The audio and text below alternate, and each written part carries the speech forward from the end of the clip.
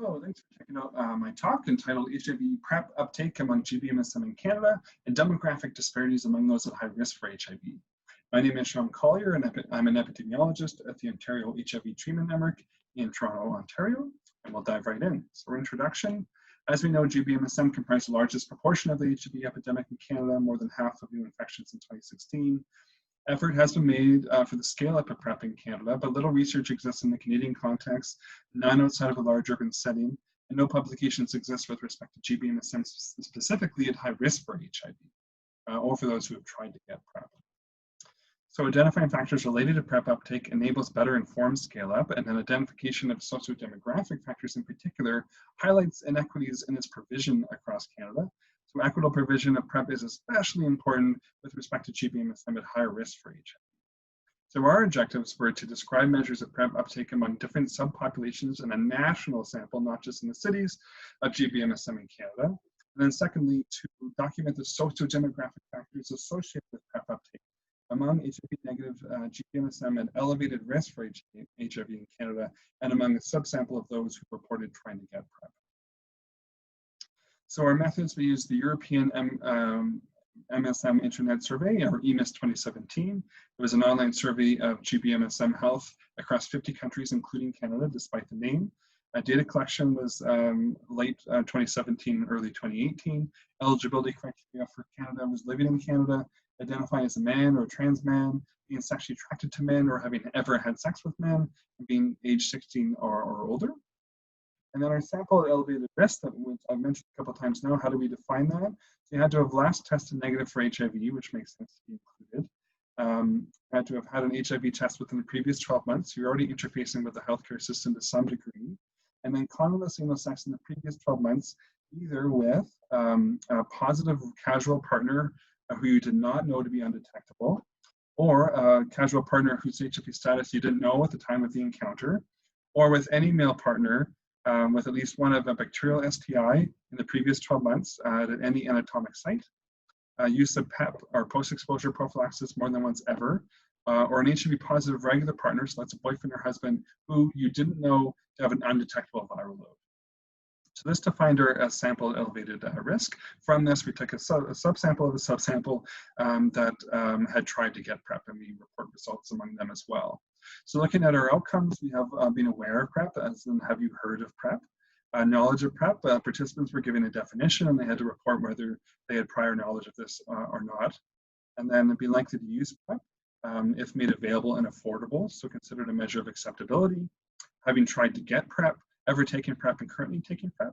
And the factors examined so are covariates for age, ethnicity, a very crude measure of white or not, basically. So white / North American / European. North American did include Canadian or American identities, not Indigenous or Aboriginal ones. A relationship status, city size, outness, and financial code. So we'll dive into our results. We have 6,059 total in the Canadian sample. When we remove were appropriate, so non-discrepant data. We only wanted those not living with HIV, of course, tested for HIV in the previous 12 months and met our risk criteria, which we just outlined, and having complete data, making that subsample elevated HIV risk for 863 participants.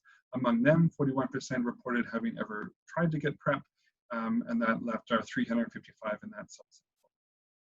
So proportions reporting the 6 measures of PrEP uptake among different samples of participants.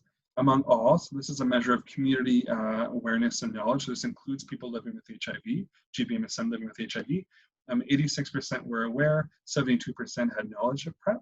When we remove those living with HIV and just look among those never diagnosed with HIV, it's very similar numbers of awareness and knowledge. About half were likely to use, 15% had tried to get PrEP, 9% had ever taken, and 8% were currently taking. And when we zero in on those ones at elevated HIV risk, given the previous criteria, almost all were aware, 96%, 84% had knowledge of PrEP, almost 3/4, 73% were likely to use PrEP, and 41% tried to get PrEP, so that's a large drop between those two. 28% had ever taken PrEP, and just over a quarter, 26% were currently taking PrEP. And then when we zero in even further one last time, among those at elevated HIV risk who had tried to get PrEP, 68% had ever taken PrEP, and 61% were currently taking PrEP. So what was associated when we look at our among those at elevated risk, likely were less likely to be on PrEP if they were, number one, living in a small city. That was our strongest predictor. So again, less likely to be on PrEP if you're living in a small city, population less than 100,000. Less likely to be on PrEP if you were over 50 or under 30 years of age. If you were financially uncomfortable and you're not out to all or almost all family, friends, and colleagues. So associated with outness, these are independently associated correlates. So we'll chat about these a bit here. While awareness and knowledge were high among gbMSM and elevated HIV risk in Canada, challenges were still noted in unacceptability, access, and successful uptake. Among gbMSM and elevated HIV risk, the largest decrease occurred between those who considered themselves likely to use PrEP, as we saw the 72%, and those who tried to get it, 41%. So that was our largest drop. And then only 2/3 of those 68% at elevated HIV risk who tried to get PrEP reported having never taken PrEP. So a bit of a concerning drop there also. City size, we had mentioned, was our strongest independent correlate of PrEP uptake. gbMSM living in small cities or towns were less likely to report taking PrEP. So our thoughts were, while new HIV diagnoses among gbMSM in Canada continue to be predominantly among those living in large urban centers, we acknowledge this in Canada. The findings highlight that gbMSM at elevated HIV risk living in smaller cities in Canada, they exist and they do have relatively diminished uptake of PrEP. So something to be conscious of. We might want to consider geographic expansion of PrEP. Looking at age, as we mentioned, those 50 plus were less likely to report currently taking PrEP. So information about PrEP may not have reached all generations of gbMSM equally. Those age 50 plus who have not acquired HIV, they may have lower HIV risk and or decreased diligence with prevention. So it's a unique population there.